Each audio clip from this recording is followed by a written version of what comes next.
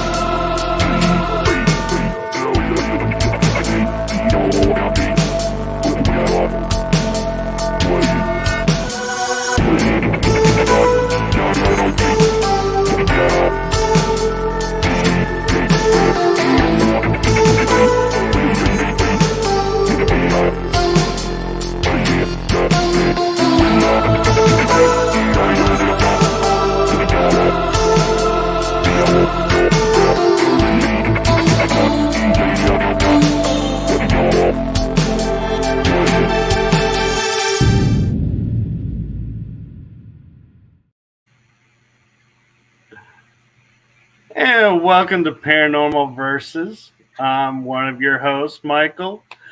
There's Kell's in the house and Matt's in the studio. Hi. So how's everybody doing? Great, apart from the internet messing up tonight. So it's like severely glitching here, there, and everywhere. Don't know why. So if I just completely freeze out tonight, you know why. So your show, Michael. Yes, we're not kicking Kell out of the show. No. You can't get rid of us that easy. Come on. Wouldn't want to. So, how are things in the UK? Yeah, not bad. Not bad at all. I think since the last show, we've had an aurora borealis appear down here, the Northern Lights. I know you guys in the States have had it as well, but it's never been this far south ever before. So Friday last week, we managed to capture some good pictures, both Kell and me. Just to make everyone aware, Kell's up in Newcastle, which is northern England, and I'm down south in a little town called Cheltenham, which is sort of southern England. So it's a good 260 odd miles between us.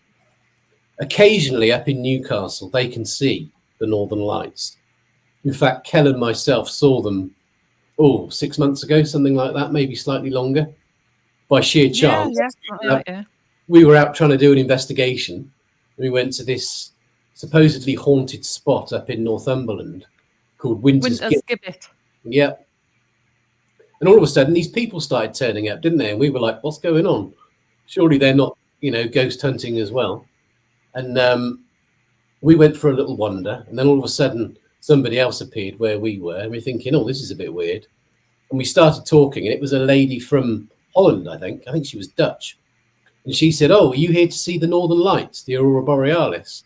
And we both said, no, we didn't know that the Northern Lights were going to be showing tonight. So in a nutshell, we witnessed the Northern Lights 6 months ago, and it was quite impressive. But to see it again within a year, certainly down as far down south where I live, it was unbelievable. And we caught some good bits of video and photos on our phones. So so that's probably the highlight of the last 7 days so far. I've been busy getting my place packed up because I'll be moving shortly up north to join Kell.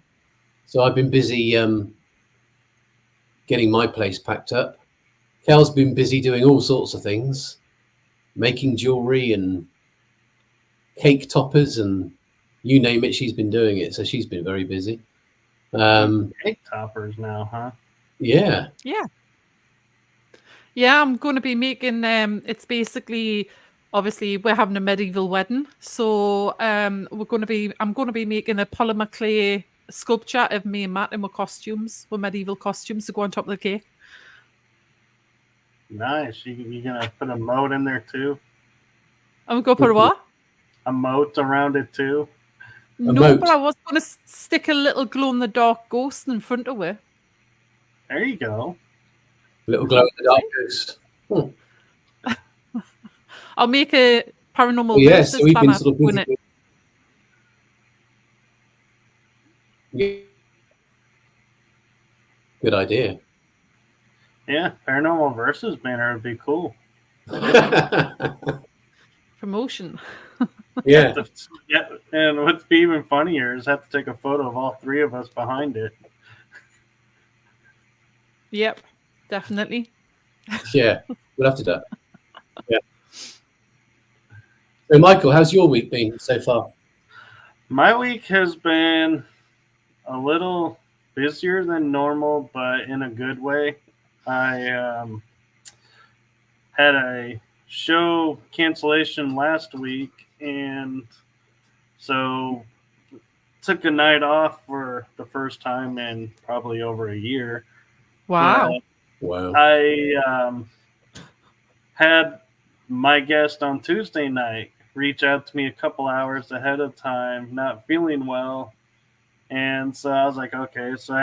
So it worked out that my guest from the prior week came on this week. So that was a blessing, and I had a great show and just been working on getting all the stuff ready for June and had a couple of reschedules for June and got those scheduled up. And so I'm excited for June's schedule. And Kel kind of knows about this, but not to the extent. But Glenda Dawson, who interviewed Kel and I for Paranormal Versus, is doing a show after ours. Actually starts in less than an hour, but I'm posting the link up for people to go and watch it. They so choose to. She is doing a show to promote fibromyalgia and lupus, and so I thought, hey, that's pretty cool that you're doing that. So I told her, yeah, we'll put a plug in for you. So go check it out. Glenda, do you remember? Is it Creature Creations or what? What is her Glenda Creations? I can't remember off the top of my head. But thank you, Eli. We appreciate that. But that's all the housekeeping that I have, and so I think it's time we bring up our guest, who I have had on the energy that surrounds us. She is amazing, has such an amazing story and experiences. So without further ado, I'm going to stop rambling and turn it over to our wonderful guest, Karin Wilkinson. Hi, Michael. Hello, Karin. Hi, Kell, Matt, Michael. It's so good to see you again, Michael. I enjoyed our time together before so much. So I'm just so happy to be here with all of you. Thank you. Well, we're glad you could come. And happy to be here with all the people listening today too. That's so great. Thank you. Oh, what hat do you have on now? Oh, it's I wear some QHS. It's quantum healing systems. Oh, nice. Devices, and so we did a meditation where we got a hat, and so it's got the Q symbol on it, the QI for their quantum healing. Very good. Cool. Very cool. So are you going to the wedding, Michael? I'm hoping to. Good. What do you mean hoping to? Seriously planning on it, but I still got to get a couple of things worked out. Good, good. Well, I look forward to pictures. There'll be plenty. Yeah. Well, congratulations. Thank you. Karin, can you tell me a little bit about your book, Stolen Seed, Evil Harvest? What's it about? Yes. Oh, thank you, Michael. So my book, Stolen Seed, Evil Harvest, chronicles my lifetime of experiences with non-human, what are commonly called alien entities. And it is written from more of a biblical lens to help describe and share my understanding of who and what these entities are. I share what happened to me, what they did to me, and how I was able to stop it and get out of it. And so the book isn't all dark. It's not all scary. It is actually, there are a lot of very positive, beautiful things that I write about in the book as well, because I've had some amazing, miraculous events happen alongside of what are very disturbing and uncomfortable events as well. So that, in a nutshell, is what the book is about, and written at the request of my good friend L.A. Marzulli, who is the publisher, and that is where the book can be purchased, at lamarzulli.net. Wow. Brilliant. Yeah. I'll definitely be buying that one. Thank you. Would you like me to describe, or let me know what direction you'd like to take this, and we can talk about any part of it that you'd like. It would be good if you could tell where it started for you, if that's okay. Sure. So, and to give a little background, I never expected to be writing about this or talking about this or sharing this with anyone. Anyone who's been taken against their will like this, we know that it's very difficult to share these types of things, and B, as a society, it's also not received very well. People look at you as if you're crazy or psychotic. There are some out there who refer to it simply as psychotic delusion, demonic delusion. For myself and the hundreds of other people I've spoken with who have very similar experiences to my own, we can say that's absolutely not true. These are very real experiences, and we have the very real scars to prove it. And we know the difference between a dream and reality, and these things are reality. Because of a near-death experience, I had some PTSD therapy afterwards, and that's what gave me the tools to really process the lifetime of very difficult experiences and be able to then share them. Otherwise, it was just too difficult up until that point. I couldn't look at a UFO picture or a movie or read a book about it or anything like that. It was just so stressful for me to relive these experiences. And I always had these memories. I didn't go through any kind of therapy or regression therapy to remember. The memories that I have, I've always had. There are things that I have blocked. There are things that I just kind of repress and I don't want to fully remember because they are very difficult. And there are things that I only remember bits and pieces of, and I don't share those because I don't have a full memory, and so I don't feel that that's helpful to anyone. So I only share the things that I know I have a very clear, full memory of. And so I felt led to L.A. Marzulli, and he interviewed me for his 4th movie in his UFO series on the abduction phenomenon. Once that movie aired, again, I was terrified. I thought people are going to come and find me and lock me up, or these entities are going to come and find me and do damage to me because I had been warned not to speak and I had been threatened. But I realized fear is not something that God gives you. Fear is something that the evil, the dark side gives you. And so I braced myself and pushed through the fear. And what I found was that people were so happy and excited to have someone to talk to, someone who had something in common with, that it was out there in public, and now we could have a conversation. And that's all people wanted, was just to talk, to be able to talk to someone who'd been through it too. And that's what led me to write the book. LA asked me to write it and to write the, more of what had happened. And so the book has allowed those conversations to continue to a much broader audience, whether it's through people reading the book or through the many different events that we go to and that I get the opportunity to speak at. And so that's been really wonderful, because we're trying to make it okay to have these conversations. It's okay. You're not crazy, and you can heal from this. Because as a woman, this title, Stolen Seed, Evil Harvest, refers to the fact that I was part of a breeding program. They were harvesting my eggs. They were taking fetuses from me at about the 3-month point. And the pain that comes with losing a child is unconscionable. It's incredible. And to be able to talk with others who've had that pain makes, and be able to heal together made every bit of this worth it. And so for me, that's the biggest part of this. And not to jump too far ahead, but as I was writing the book, the government came out with a report in 2022 here in the States, and they admitted that they knew about these missing pregnancies and that these were a common occurrence among people who had reported interactions with non-human alien entities, and they were very aware of it. And so I published that portions of that report in the book, and I give all that information. I think it's in chapter 7.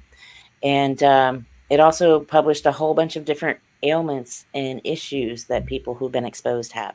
I had everything from brain anomalies to reconstructive spinal surgeries to everything you can imagine that they couldn't explain. And it's all right there in the list. So there's a little bit of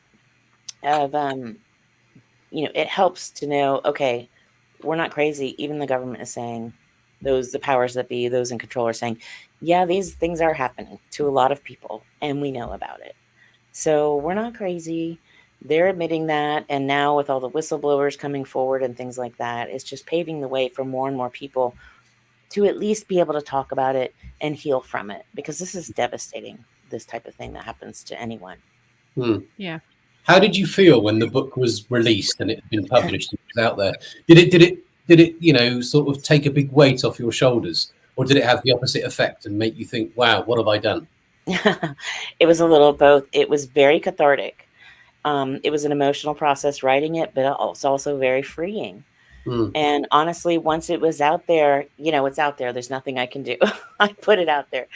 And I was worried about what kind of reception it would get. And honestly, for the most part, it's been extremely positive. And I have spoken with, emailed with, met up with in person, just hundreds and hundreds of people with the same experiences as mine. I will get emails from people that say, I feel like you just wrote my life story. Not just one, multiple, and people come up to me at conferences saying the same thing.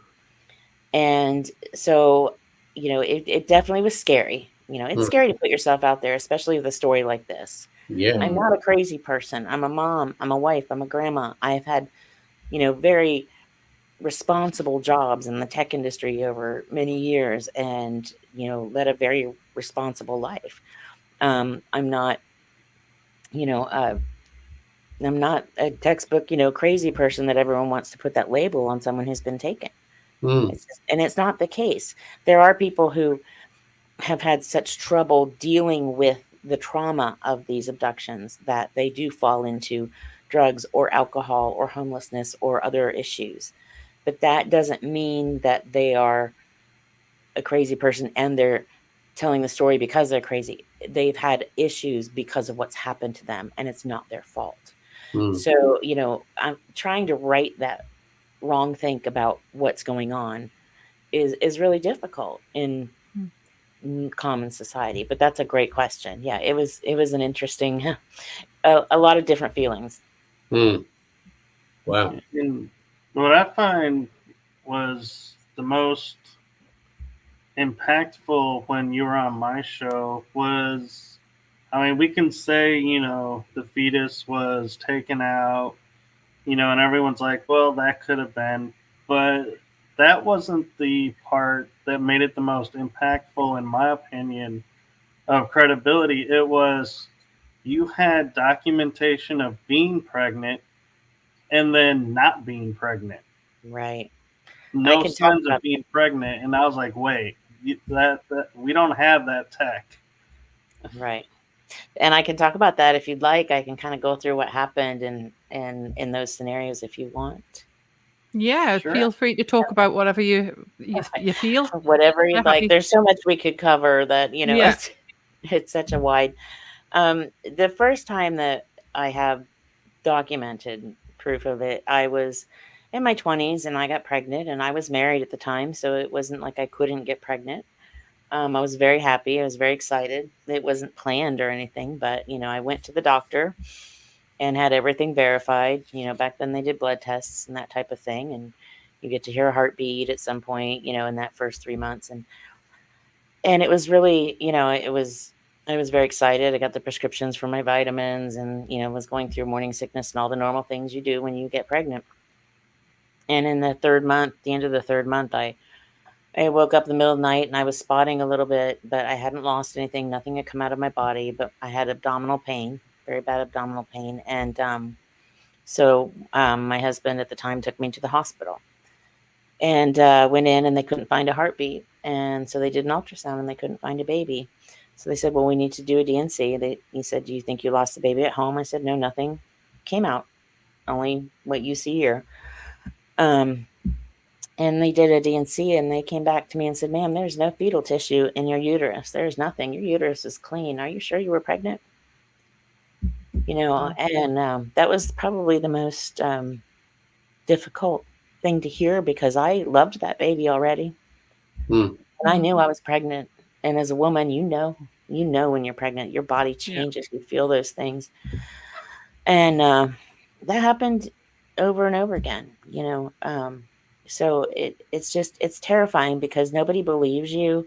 And what's the doctor going to say? They go in and they looking for the remnants of this pregnancy in your uterus, and there's nothing there. There's no sign that you were pregnant. Yet I still have hormones in my system. And so none of that makes sense. But they don't have good answers for you, so they just say, well, we don't know what happened, and they send you home. And you had to figure out how to deal with it on yourself. And I shared a picture with someone else who was doing an interview with me recently. She wanted a picture of what I looked like after that. And I had kind of forgotten this, but after that happened, I couldn't sleep. I couldn't eat. I probably weighed about 90 pounds of fat. I looked like I was deathly ill. And that's the kind of stress that something like that will put on you.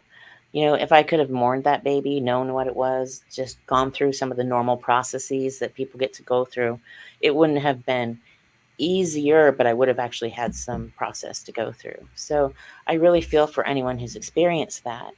And I've been able to talk with so many women who've gone through this, and we've shared our grief and been able to get through it and understand, okay, I didn't do anything wrong. This was not my fault. I didn't ask for this. I didn't choose this. And I can heal from this, but it will always hurt. That will never go away. When it was happening at the time in your 20s or whenever you said it was, did you know back then that was down to some kind of extraterrestrial intervention, or did you think it was something else? No, I knew. They were still coming for me. They were taking me like they had my whole life from the time of my youngest memories. I didn't want that to be true.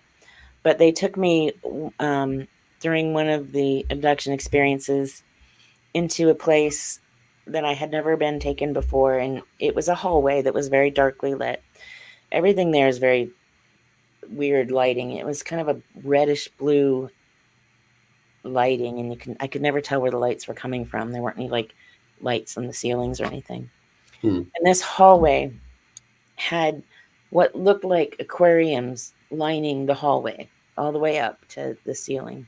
And it was a tall ceiling. I'm not good with measurement in that respect, and I'm trying really hard to concentrate, but when I was taken, there's this thing that many of us encounter. We call it UFO brain fog. So you feel like you're kind of walking through molasses. Your thoughts aren't as clear as you want them to be. You can't speak as clear as you want to. You can't make sudden movements the way you would want to reach out and hit somebody or something. And so I'm trying really hard to concentrate on what's in these little tanks, and they look like fetuses, but I don't know what they are. Are they human? Are they animal? It's very hard for me to tell. Then some of them look very human. And we get to the end where those tanks end and the hallway just goes on, and there are two doorways, one on either side. So they open the doorway to the right, and in this room is the size of a large closet. There's a woman on the floor, a human, and she is imitating childbirth, and she's holding a very strange looking baby. And I'm just like trying to take all this in. And the entities that were with me, I think it was a gray and a Nordic at that time, hand me a little baby. And they say, this is your baby. This is a good baby. Hold your baby. So I take this little baby and I hold it up to me, and it won't cuddle into me. It won't respond to me. And I'm just looking at it. It's very purple blue in color. A reddish kind of purple blue. It's hard to describe. And more red, purple. And its head and eyes look very large, but it's not opening its eyes at me. And it won't respond to me. And I'm like, what's wrong with my baby? And I know it's my baby. I just know. There's a mom instinct in me that was just like, this is mine. Now I'm keeping it. Also, that was also going through my head. I'm not letting this go. And I kept trying to cuddle it and hold it, and it wouldn't respond. And I'm getting very upset at this point. And they're like, it's okay. It's a good baby. It's a good baby. I'm like, no, what's wrong with my baby? I'm like, okay, I'm taking my baby home. And they're like, no, you're not, And they just, the next thing you know, they shut, because I was getting very, very upset and I was getting combative with them.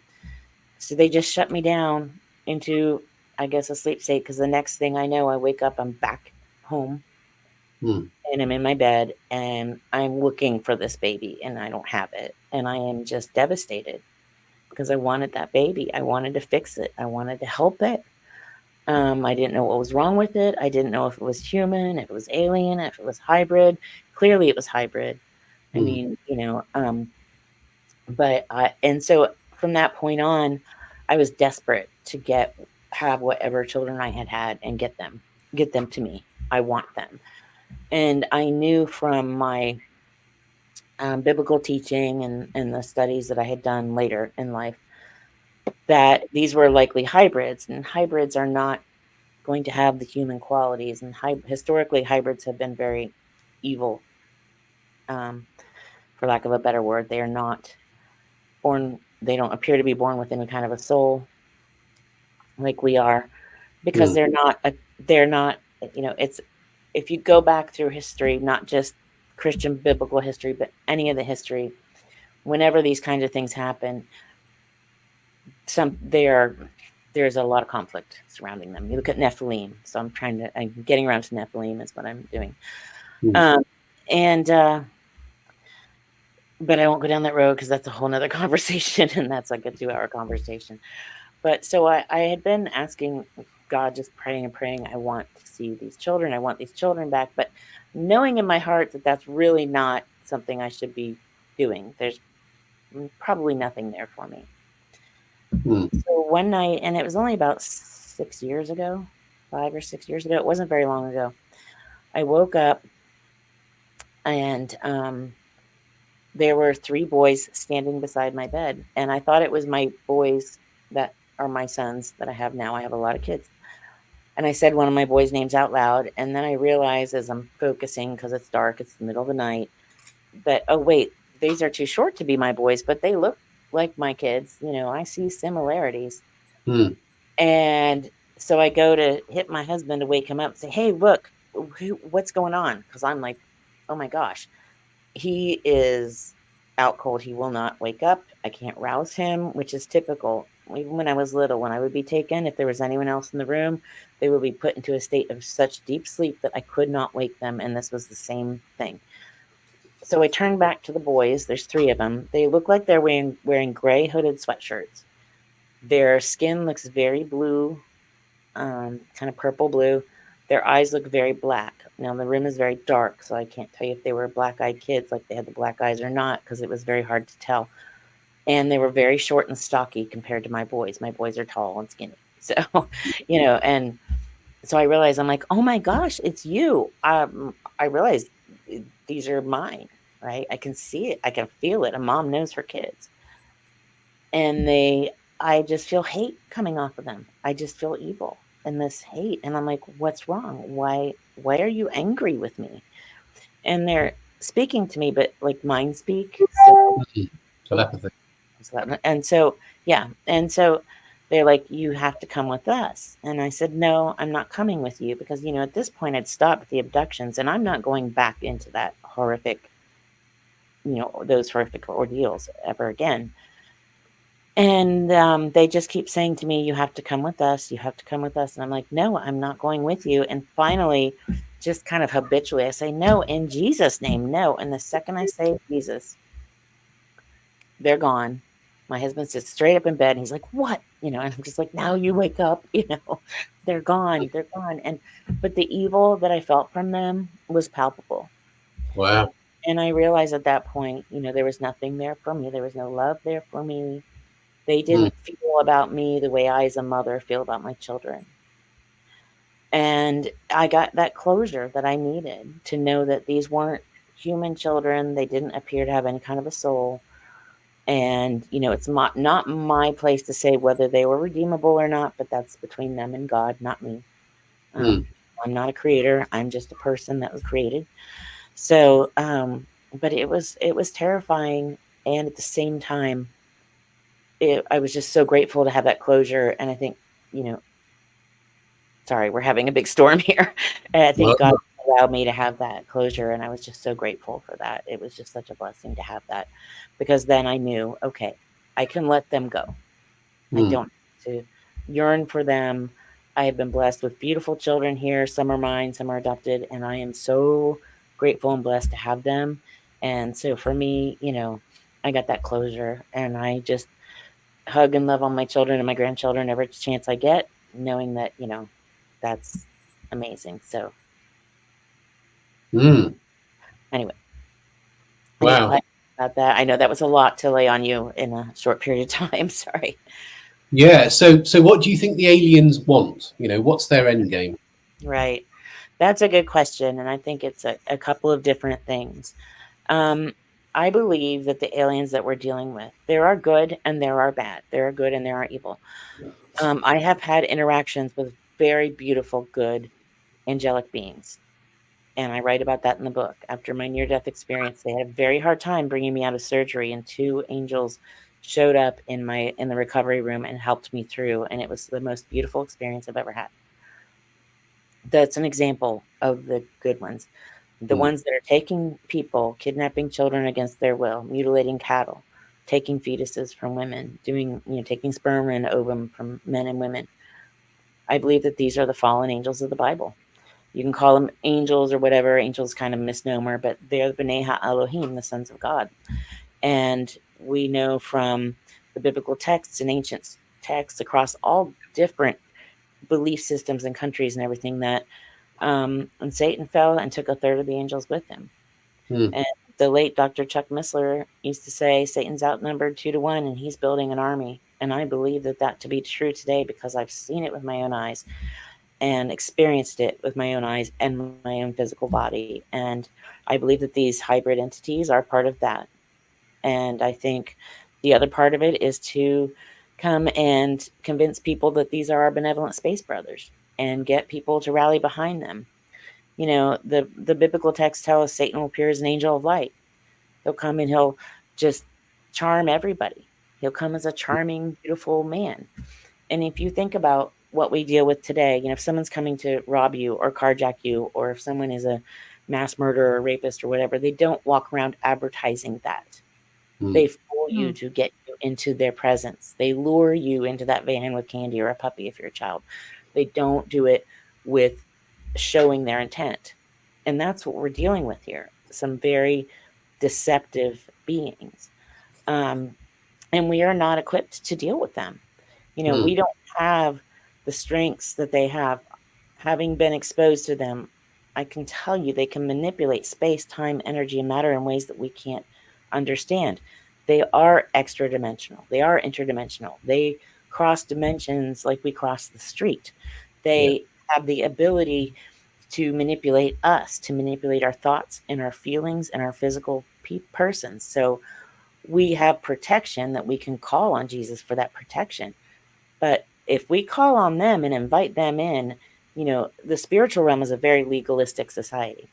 And we try to fit everything into this little space where we live on Earth, and as humans and as where we live, and everything doesn't fit into our little space.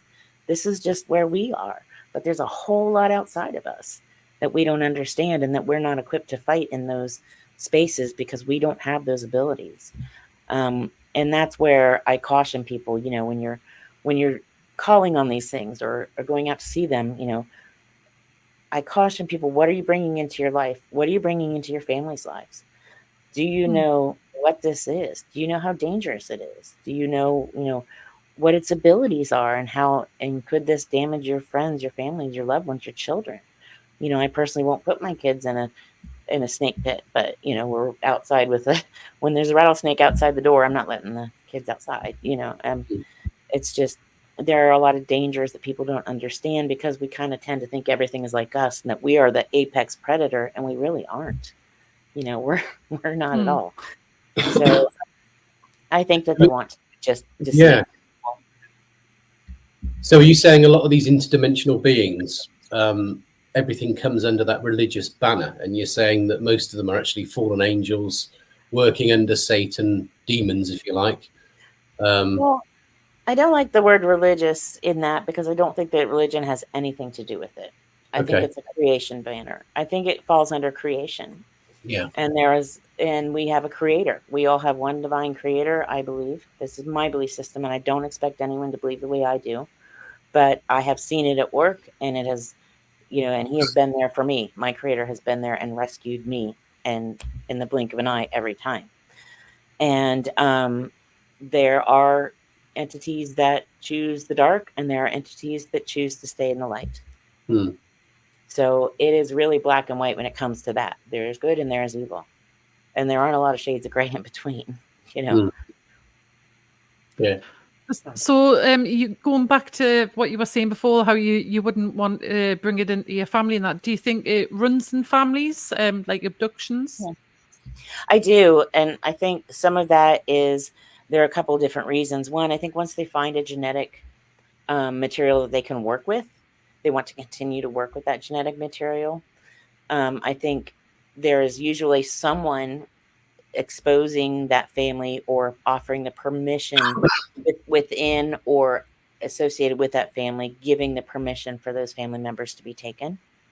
So it says, it could be someone in a Masonic group or something like that, which was the case, possibly the case in my case. There has to be a permission given, and then I had to be responsible to revoke those permissions to stop this from happening to me.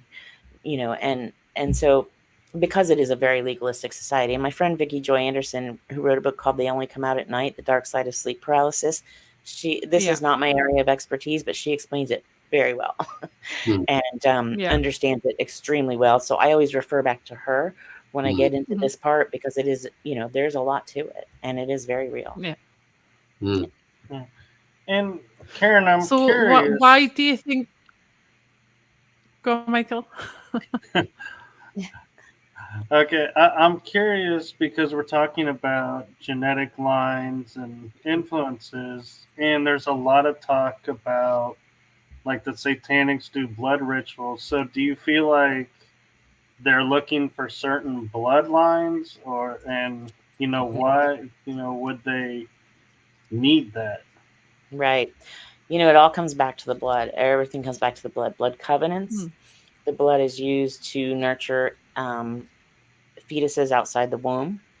Bovine blood can be used in place of human blood. Most people don't know that, but that's why there are a lot of these cattle mutilations.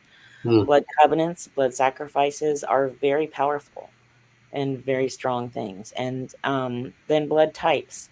Rh negative blood is missing the protective protein coating on the outside of the cell, which makes it easier to work with, manipulate, and easier to give. Someone with an Rh negative and O negative can donate blood to anyone. They can't receive it, but they can give, and that makes that a very valuable commodity. And then blood covenants also fall into play there. So it's a multifaceted thing when you start talking about the blood and the bloodlines and that type of thing. Yes. That was strange. Something a bit weird with your sound was going on then. I don't know if it was just me, but the volume kind of went right down. Oh dear. We're having a pretty big storm, so it might have been that. Sorry. I'm hearing this like massive windstorm and stuff hitting the house and everything, so we might be getting a big hailstorm. I don't know, Michael, if you're getting that too, but we're just getting thunder right now. Oh yeah, okay. We get the wind, so I don't know what's going on up there, so it could be affecting my connection. Sorry about that. So Karin, have any of your children had any of these experiences as well? Yeah, you know what? I will not speak about my children or family members, and I won't speak for them.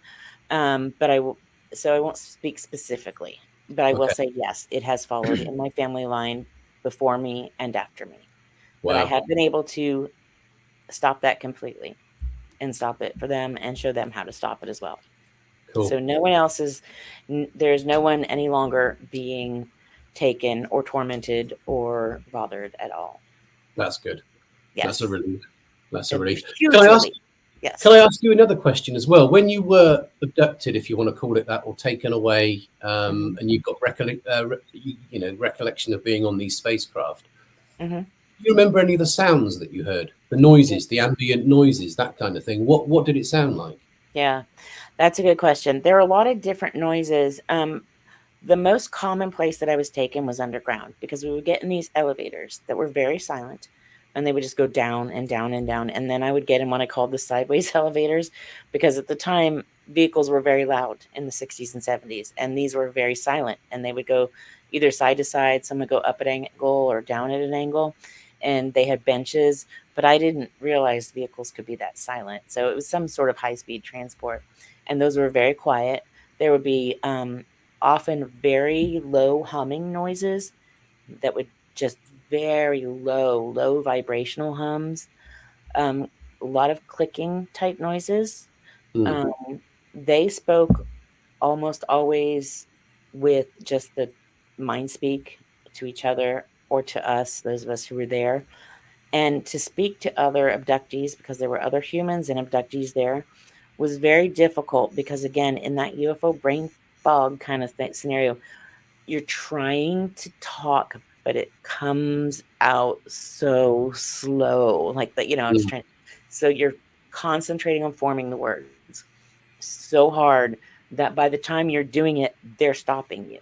So it's like giving them time to stop you from, doing these things. And we were threatened not to speak to the others there and not speak to anyone about it outside of there. They were threatening me with killing my family. I write about that in the book as well.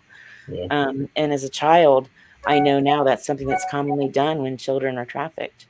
They'll threaten them, well, we're going to hurt your mom or your dad or your brother or your sister. And that was the same type of thing that they did with me. And I wasn't going to be responsible for someone in my family being harmed or killed. No. As a little kid, I'm like, okay, fine. So I just kind of split. I left. I had a disassociated from it. When I was about 6 years old, they found me huddled up in the corner of a bathroom stall. And I wouldn't move. I wouldn't get out. I wouldn't speak. They had to call my mom to come get me, and she coaxed me out of the bathroom, and I just kept saying, I don't want them to take me. I don't want them to touch me. She had no idea what was going on. I didn't have vocabulary. I couldn't say who they were. I didn't know that they were gray aliens, that they were reptilian, that they were insectoid, that they were non-human alien entities. As a little kid, they were strange, they were scary, and they were taking me, and I didn't know where they were taking me. So there was no vocabulary for me to help. I just would try to describe it, and it made no sense to anyone. So she took me to the doctor, and he looked me over and said, whatever has happened to her, she's very young, she will forget. So they assumed, they just couldn't figure it out. They didn't understand what I was talking about. That was a common response in the 60s and 70s. Unlike today, they probably would have taken more time to try to figure out what was going on. But even if they did, they wouldn't have gotten anywhere, because there were no human beings in my school or elsewhere bothering me. And maybe it would have caused more problems for my family, and they hadn't done anything to me. So I don't know. That's the point at which I realized no one was going to be able to help me. It didn't matter what I did. I was stuck in this scenario, and I was helpless. And that's when I just split off from it, and I kept regular life here and that stuff over here. And when they would take me, I would just let my mind go somewhere else and just pretend I wasn't even there. And I think that's why I remember so much of it, because when you're not engaging, they're not blocking. And that's the one thing I've found with other people who have memories like mine, because not everyone remembers. And I don't remember every time, but those might have been the times when I was really engaging, going, get the heck out of my room, get the heck away. I'm not, maybe it were combative evenings where I would remember waking up just being combative and then nothing else. So, I think that that's possibly a part of why I do have the memories that I have. that I was able to just break. I mean, your mind does things to protect you. When something is so traumatic, the human mind has just, God has built these things into us to help us protect us from these things. And I think that that's what was happening. Do you have any memories of other experiences that were there when you were there? No. Other people that were on the craft or in the underground base or whatever, wherever you were taken? I mean, I remember seeing the people and everything, but I haven't. The interesting thing is there have been a few people I've spoken with where we're like, I know you. Why do I know you? And so I've had some really strange occurrences, and then we can tell almost the same incidents. So I can't say for certain, but it seems as if the more I'm getting into this and the more people I'm meeting people I probably met there.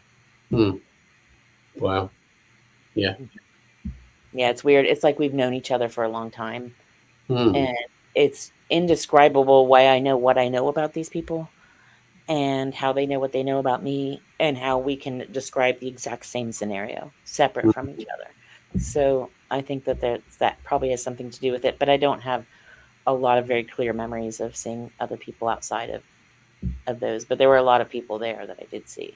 Yeah. Wow.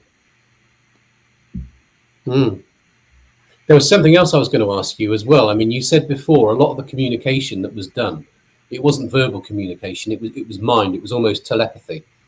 Yeah. Could you intercept other people's thoughts at the time as well, or was it as if every single word that was sent to you was at a certain frequency that only you could hear it and nobody else could? That's a really good question. Yeah, when it's directed towards me, it's very clear. When it's not directed towards me, it's fuzzy. Okay. So I could concentrate really hard to try to figure out what they were saying to each other. But it wasn't as clear as when it was directed towards me. And I had what I called my handler, just an entity that was always with me. And for him, it was like an imprint. Like, you know how they talk about how like a bird knows its mom, it imprints on somebody right away. We had this really wild imprint where I always kind of knew where he was. And so I'd be brought into this large area sometimes. And it was like walking into a huge airport stadium, something like that. And there's just lines of people going all over the place. And everyone seemed to, some people were being led to where they needed to go. Some people knew where they needed to go. Most of us were in kind of a zombie state, just again, that UFO brain fog. But I always knew, I could always feel where he was and go to him. Because, see, as a handler, I was groomed by this man. He let me, I felt safe and protected. I had a great deal of Stockholm syndrome with this guy. Right. Or entity, because he appeared as human most of the time. And in others I have since spoken to have told me similar experiences where they also had one particular entity that was always with them as well, especially when it's like a lifelong thing where you had been taken for, years and years and years on end. Do you think you had some kind of implant, some kind of tracking device, or do you think it's deeper than that? Do you think it's more of a soul connection that with this thing? I think there's some sort of a that, like you said, like a connection. It's like an imprint that happens when you're nearby. But otherwise, yes, I had an implant. It was in my elbow and it came out. Wow. And it went down. It's a really weird scenario how it came out. It started to come to the surface of my elbow, and I cut my elbow, got tweezers, grabbed it out. I mean, it was difficult to get out, right? And then this was after the abductions that I had stopped them. So I think it wasn't useful to them. I wasn't useful to them at that point anyway. So they weren't, maybe it was like turned off, for lack of a better word. But as soon as I got it out with the tweezers, it literally popped out of the tweezers like it was acting on its own and rolled itself down the sink. And there was no reason for it to do that, but it went straight down, like on its own. Almost like a self-destruct kind of thing. Mission Impossible. Yeah. It looked like half the size of a grain of rice, and it was clear, but you could see something kind of black in the middle. and it was solid, but it was the outside was spongy, and it went like on its own. Wow. Yeah, like it was just, Wow. and I was just like, oh, I didn't even think that, the sink was there. Like, I never expected that to happen. I just thought I was going to yank this thing out. I didn't care where it went. I just wanted it out of me. But if there's one somewhere else, I have no idea. I don't know. Before you had these experiences, and you say you had an implant, would this implant make itself more prominent to you prior to having one of your experiences? Would it almost work its way to the surface slightly in your body? That's a good question. I never noticed that. I didn't even know it was in my elbow until it did come all the way towards the surface, and I realized something was trying to, it was right there at the surface. And so I have no idea. I never really paid attention. Yeah. No, the reason I ask is I know someone who's had a similar kind of, who has similar kind of things behind her ear. One of her ears. Yeah, a lot of people have them in their ear. Yeah. Left ear. Yeah. Yeah, and I have I do not believe I have anything in my ear, thank goodness. But I always wondered if there's something in this one because I've got this strange stuff here. But I don't know. But I'm not worried about it, anymore because I know I've stopped it. I know they have no power over me, and I've been able to prove that over and over again. So I no longer worry about it. If there's something in there, then it's just a useless piece of something that's in my body, but it's not hurting me, and they can't use it against me anymore. So to have that level of faith and understanding that I'm safe is the most wonderful feeling in the world. And I want that for everyone who's ever been taken, to know that they can just be safe and not have to be scared anymore. Because being afraid that's just no way to live. And I understand it. I mean, I couldn't look out the window at night. I couldn't walk through the house alone at night, without being terrified. I mean, it just that terror just stays with you, for a long time. Yeah. Sure. I actually have an interesting question for you, Karin. Talking about implants and how they don't want them found.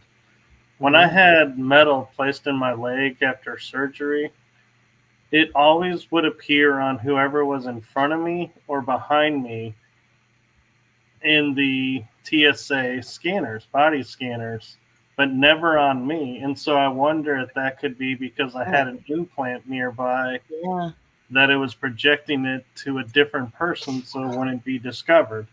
That's pretty wild, Michael. I don't know, but I've got a lot of metal in my body, and I've never had anything go off in a TSA scan.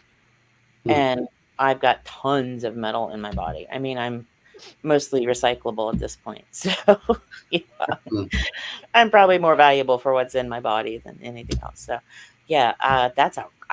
we need to look into that, Michael. Let's have an offline chat about that. That's something to think about. Definitely. And yes, you are valuable. God bless you, Michael. I love you. You're such a wonderful person, Michael. I hope everybody knows that. Well, thank you. So earlier on, you were talking about your handler. What do you think his role was during that time, and how did you know he was a he? Because a lot of people they think of aliens as being these kind of asexual creatures that aren't male or female. Yeah, that's a good question. Yeah. First, I'll back up a little bit to what aliens are, because I think a lot of people get this image of like little Marvin the Martians walking off a spaceship and they all look the same. Aside from the short grays that they send to pick people up, which I believe are avatars, and that's a whole nother conversation that we'll probably have to save for another time when we get together. But they're all different. For the regular like grays, the taller ones, they all look different. They have different faces, different heights, different weights, different facial expressions. There are reptilians, and they all look different. There are ones that have the insectoid type look, and they all look different. Nordics, they all look different, just like humans do.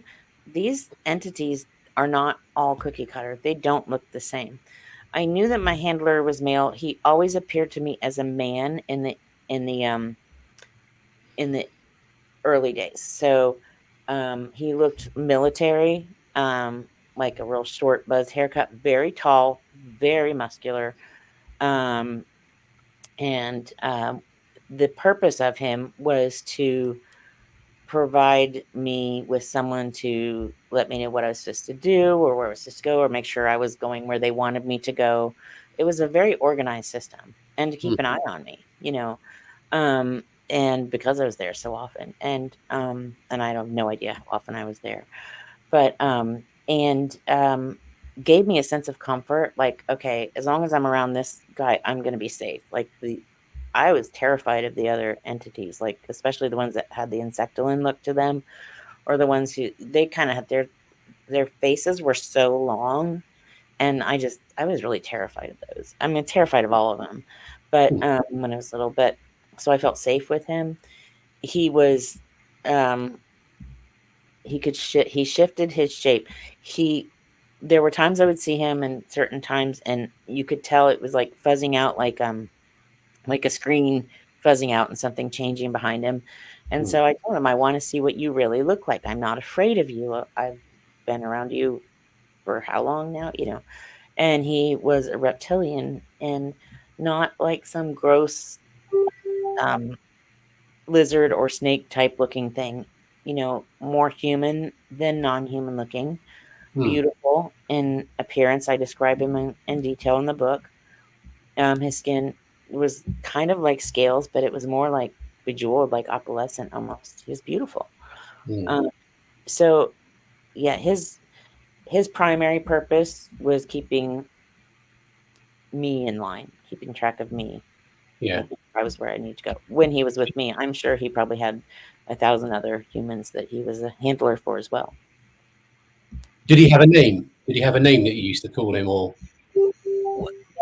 We had an imprint, so it was like a feeling more than a name. But as a little kid, I called him Toby.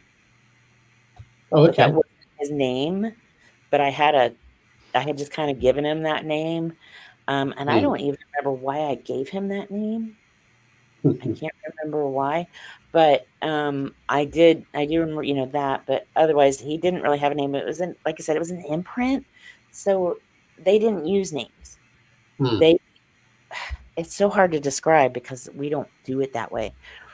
But it's like, just like we all have fingerprints, they're all different, and so each one of them was unique, and I knew who he was and where he was all the time. Yeah, sure. It's just hard to describe. Sorry. Yeah, no. Do you think, did he have some kind of aura that you picked up on when he was around, and you could actually feel his presence even when he wasn't close to you? Yeah, I don't think I'd call it an aura, but I definitely could feel his presence. Yes. Okay, cool. Oh yeah. Wow. So what do you think about the recent disclosure and everything else like that's been going on? Do you think it's actually a false flag, or do you think it's actually them bringing out the fact that alien abductions and stuff like that happen? Yeah, I think that is a kind of cover your backside move on their part, because I don't think they're going to be completely in control of when this comes out and how. I mean, you look at how we are able to share right now, and you are across the world from me, Yeah. and we are speaking. And if you saw something right now, you could share that picture with me instantly. People are seeing things and sharing them before anyone can get control of that. Plus, these entities, they're going to do what they want to do, and our government can't control that. This is outside their ability to win that battle, if there is one. I think what they're doing is they're releasing just enough information and then pulling back, so that when the time comes, they're going to be able to say, well, we have been telling you with caution. We haven't lied. And so they're giving just enough information to cover their backside, but not enough to offer full disclosure until they absolutely have to. Because you look at the whistleblowers. Okay, now they've come forward and they've said, yeah, we have crashed craft. We have non-human biologics. Yes, Roswell was real. Yes, the Majestic 12 was real. Yes, we've released all of these documents. Yes, we know about the unexplained pregnancies. Yes, we know about all the anomalous brain injuries and other injuries. And then the next thing they release is this big report in March. It came out in February. It was actually released in March. This massive report, right? And all this does is say all of these are disproven cases. Why would you do that? You didn't take on any of the things that we know are true. You didn't take on any of the cases that we know the whistleblowers covered. You took on all the cases that had already been disproven and reiterated it. Sounds like it was written the night before because somebody forgot about it, and put it out there. So it's not disproving anything, but it's also not sharing anything. But it makes it trying to look throw like everyone it's off the scent, there. isn't it? Yeah. So yeah, it's just another, false. False It's flag. just another cover. Yeah. Yeah. There's nothing there. There's nothing So- there. They haven't actually, as I said, if you're going to talk about something, then talk about it. But they went and talked about something completely different. So it makes no sense. So do you think that the government are in cahoots with the alien beings, or do you think that they've got no control over them? Yeah. I think it's both. They're definitely working together. And I saw humans working side by side with these entities my whole life. There were always humans there working. But I know for a fact that they can't control them. There are agreements made, and those agreements must be kept because it's a very legalistic society. But what about the ones they haven't made agreements with? They're not making agreements with all of them. So they are in cahoots with them. They are working together. They are trading people and animals for technology and things like that. But at the same time, it can get out of control very, very quickly because as humans, we just don't have the abilities that they do. So they'll have the upper hand whenever they want it. Yeah. And Karin, when you talk about humans being side by side with them, do you feel like there are actual humans there, or would they be like the clones from the secret programs that may be being utilized to help make you at ease? Yeah, that's a good question. I have no idea, no way to know if some of them were cloned or some of them were just normal humans. What I can tell you is some of them absolutely were just normal humans, and I don't think they intended to get involved in this. If you think about having a job like a high clearance job, and you're like, now you have, we're going to give you this special project and you get this special clearance and you're very excited, you're getting a bump in pay and you're getting all this special, security clearance. And then they put you into this thing and you're like, oh shoot, what is this? Right. But while I was there, they utilized me and other abductees to warn them not to talk, or this is what will happen. You don't want this to happen to your wife, your girlfriend, your daughter, your friends, your family, your loved ones. They used us to show what would happen. And it was horrifying. And I write a little bit about that in the book as well. So those people certainly weren't clones if they had to be coerced into not speaking about what they were witnessing.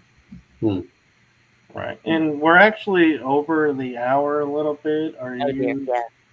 I'm going to have to, I'm beginning to fade a little bit with my pain level. So yes, I'm going to have to wrap it up. I'm sorry, guys. I wish this was not happening, but. Can I get one more question in, Karin, if that's okay, quickly before we have to go? I just want to touch a little bit on your experiences with alien craft and UFOs or UAPs or whatever we call it now. You say that you've actually been inside and flown some of these craft. Can you just tell us a little bit more about that? Yeah, I wrote a bit about that as well. And I don't like to glamorize it because that kind of makes it sound like, oh, this is fun and something everyone wants to do. But they were always trying to do things to keep me on board, to keep me from rebelling or stopping them, to make it seem like this was something I wanted to do. So when I was taught how to pilot these craft, these were very small and they all kind of, they peeled off the end of a larger craft, like a bubble off of a bubble wand kind of.